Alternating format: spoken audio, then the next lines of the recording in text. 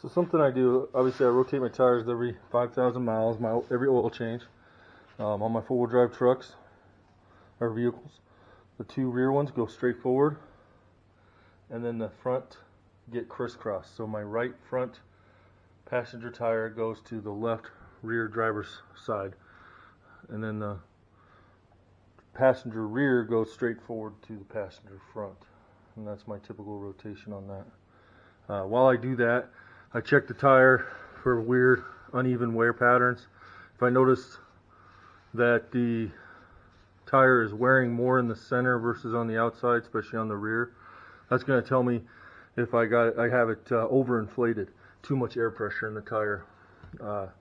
And then vice versa, if it's wearing down on the shoulders more than the middle, then it's probably not enough air pressure. This is all stuff that my dad taught me, and it's worked out really well. So that's how I go by it. I'll use the door on most cars, whatever the pressure rating is, but on a truck like this, it's really hard to, especially with aftermarket tires. These are Toyo mud terrain tires. So on this one right here, I can feel that it's slightly more worn in the center, but it's actually pretty darn good. This could be from towing trailers that they probably had it overinflated because of light load. I do try to keep it to where if I hook a trailer up, I don't have to go and readjust the tire pressure. These are load ranging tires. When we're going camping, we're towing the trailer, I do pump it up to 80 because with the trailer loaded down and all 7 of us in there with all our gear and the dog, which we got a French Mastiff and an African Mastiff, so they're both good sized dogs, so they do run it. I run them at their maximum 80 psi for a load range G tire. So these are wearing really well. The front does cup on the front tires, but I'm not going to rebuild my steering until I put on my suspension, because I'm trying to decide which route I'm going to go. If you got suggestions, definitely let me know. I'm going back and forth between a 05 and up coil spring conversion, F250, F350 conversion, to just an aftermarket leaf spring upgrade. I don't want to do blocks in the rear. I want full spring replacements if I go that route. Or, maybe a coil conversion from an aftermarket company. I know there's a couple out there, just haven't decided which way I want to go. So if you got feedback, put it down in the comments. We'll see what's going on. But got all the tire lug nuts broke loose, wheels up off the ground on jack stands, and that way, once I get everything else done underneath, we will rotate the tires. While I rotate the tires, I check the brakes as well, make sure that they're good. So my brakes are getting checked every 5,000 as well. We got the new fuel filter put in there. Again, it comes with a new O-ring, Motorcraft filter. This is the filter kit that comes with both lower and upper filters, so it's got an O-ring for each. I put a coat of diesel fuel on the O-ring just so it doesn't bind up, just like the oil filter. And start it by hand first until you get it down, seated, and use a wrench to torque it down. Pretty straightforward. We'll jump down and do the lower fuel filter. Here's our fuel pump. And I got my socket. It's the same size socket you use for the oil filter up on the top side. So I have one that's 1/2 inch drive. Fits on there, and then I use a long extension. Puts my ratchet just behind the transfer case. That makes it easy. I don't bust my knuckles. Break it loose like that. You will get fuel drain out, so I have a drain pan handy. And just slowly unscrew it. You'll pull it apart. Should be secured into the cap. You pull it out, pull it off, put a new O-ring on, put the new filter on, and reverse procedure. So, okay, so we got the new filter on, new O-ring. This O-ring's already installed on the filter when you get it. Just make sure to put some engine oil or diesel fuel on both O-rings. That way they seat in nicely. Dry rubber against metal can cause it to be abrasive and tear, pinch, or pull to unseat the O-ring. So it's just a good habit to get into. So this is just like your oil filter cap fuel filter snaps right into it, and then I'll go ahead and stick this on there and tighten her down, and then the fuel filters will be done.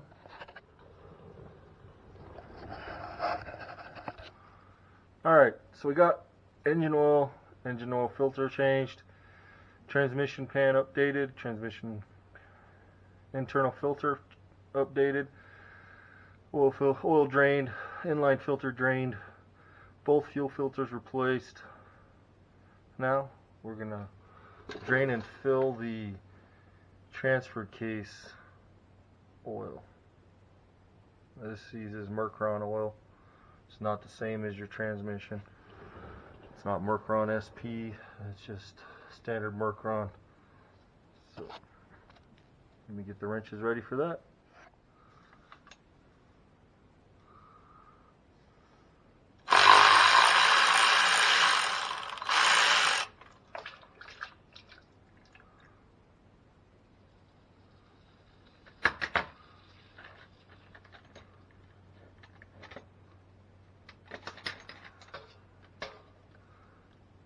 Pull out the fill hole, help it drain.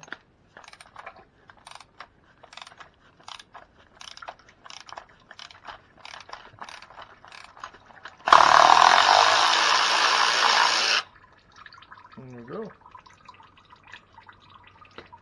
We'll let it drain for a bit, and then we'll refill it. Okay, so we're gonna pull the front differential cover off now. It says the drain fill in the cover itself, the other end does not. So we'll get this pulled off, let it start draining. We got them both draining at the same time, we'll be good to go. Okay, so got the wheel off. This is the front passenger side. Take a look at the rotors. That's what I usually do, just to inspect it. Also look at my brake pads. You can see still got material left. I've never changed these. I'm going to do a brake job once I decide to do the suspension. While I'm at it, also grease my fittings on there. So you got two here on this side. And I just check everything. Make sure all my suspension, linkage, sway bar, brake lines, no signs of damage. Shocks aren't leaking. These are the original shocks that I know of. Bump stop still looks good down there. Sway bar bushings are good. And that's it. Ready to throw on the new one, or the tire. The rear is the same thing, just less to look at. Look at your rotor. Make sure she looks good. Try to get in and take a look at your brake pads.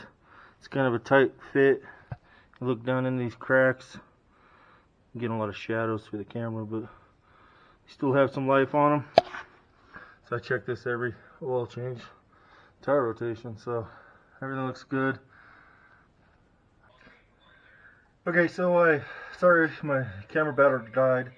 So I went ahead and added the transmission fluid Mercron to the transfer case. Tightened down both, cleaned it up. On the rear, the lighting's terrible, so I'm not even going to try to go from there. I'll show you the fill plug. See if it shows up right there. So you just use a 3/8 drive extension, and it comes right out. Fill it up to there. I think it's 7.8 pints, so it's just under 4 quarts. 3.5 quarts. 75 140 fully synthetic oil. So changed the differential cover, and yes, I am going to have to replace the pinion seal. That looks to be what's leaking. The lighting's terrible, so I apologize. So that'll be another video. I'll order it. Might even change the U-joints while I got the driveline apart. So that's where we're at there. Let me go up and show you what the front differential looks like. Got the tires rotated, brakes checked, all 4 corners, and a front end grease. Okay, so front differential cover. There's your fill plug. So that's filled up with 75/90 weight, full synthetic. Greased all my joints. Checked the brakes. Checked all my linkage. Getting it ready for the summer vacation days. My Bilstein steering stabilizer. Alright, I'm going to take it off the jack stands and torque down the wheel lug nuts and top off the fluids, and we'll get ready to flush the steering. Okay, now we're going to do a power steering flush on it. Disconnect this discharge hose from right up in there and just put on a 3/8 hose. If you have a clear hose, it makes it a little easier, and I just have it going into a bottle here so I can keep track of it. You don't want to run it low or run it dry. You can see this oil probably isn't even the right oil that's in it. That's why I'm doing the flush. You want to have your Mercron transmission fluid ready so you can keep filling it up and don't let it run out. So, and if you have a buddy to help you, makes it easier because you're going to want to turn the steering wheel and run the pump, and then if you run low on oil, you can shut it off. So let's get everything ready and flush it. Go ahead and start it. Keep it going.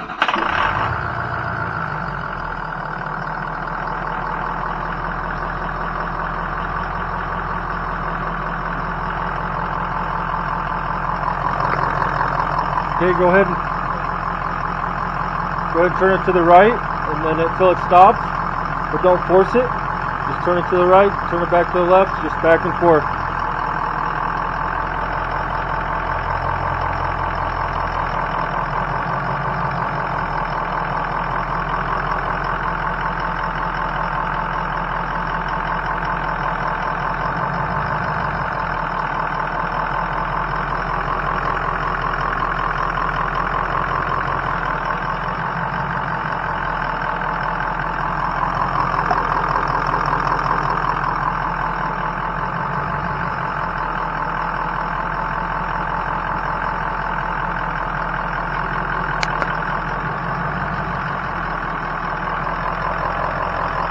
See how nasty that oil is. So if it is transmission fluid, it's burnt. You just got to keep turning the steering wheel back and forth, making sure you don't. I'm going to let it run down fairly low, but not empty before I start putting fresh fluid in. She doesn't come out fast. Maybe once she warms up, she will.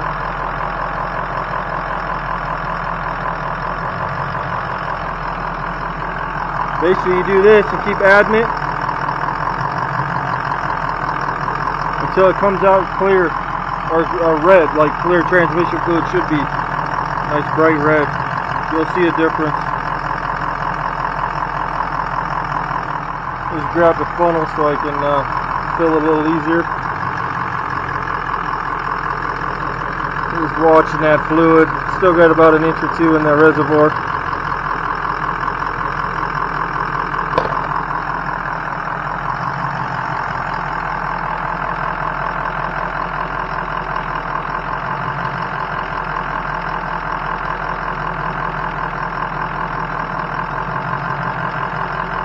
Pretty nasty stuff.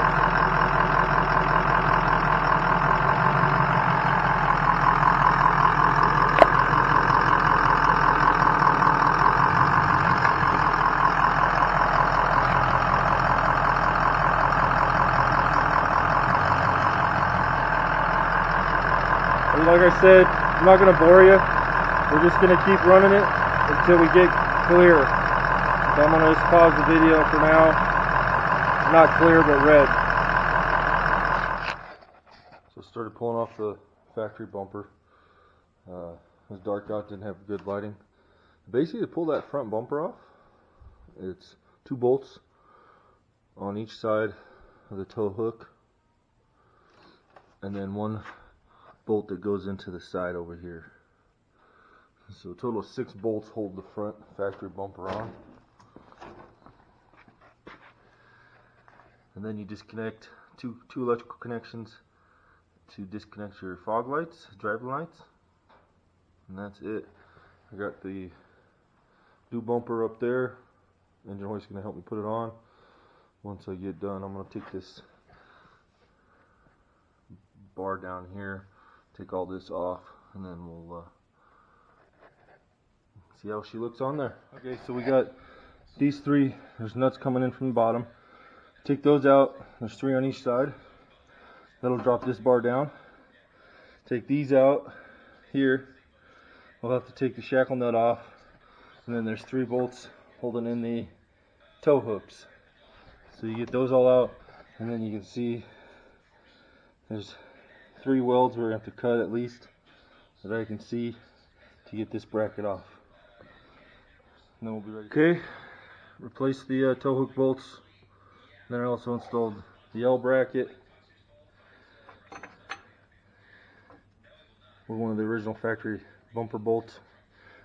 So it's got a locking nut in the back, so I don't need to put a wrench in there, so I can adjust this when I go to put the bumper on.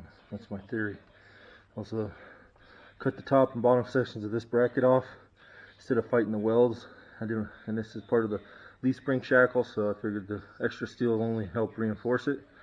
So I cut the bottoms and then put some black paint on there to keep it from rusting. I'm just using my angle grinder that you see over there.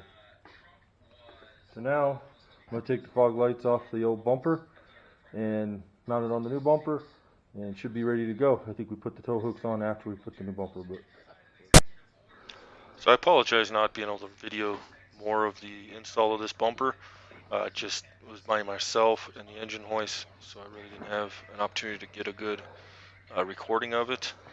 Hopefully when I do the next truck, I'll have somebody there at least to film some of it. So you can just see it's all installed. It actually only took a few hours. She's ready to go, so I'm gonna pull it out and give it a wash. All right, we just finished washing it up. Got it all cleaned, ready for the trip over the mountains to go visit some family. Now I haven't done any paint correction on this yet. It is in my plans. Do a good polishing and good coat of protective wax on there once I get some time here. But overall, the paint's in pretty good shape, but it does need some paint correction in areas.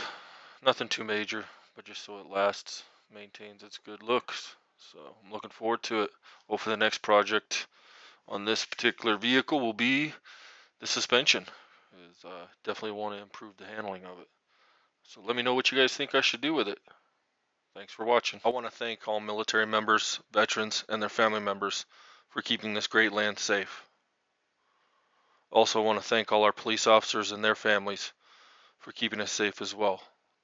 Thank you, and be safe out there.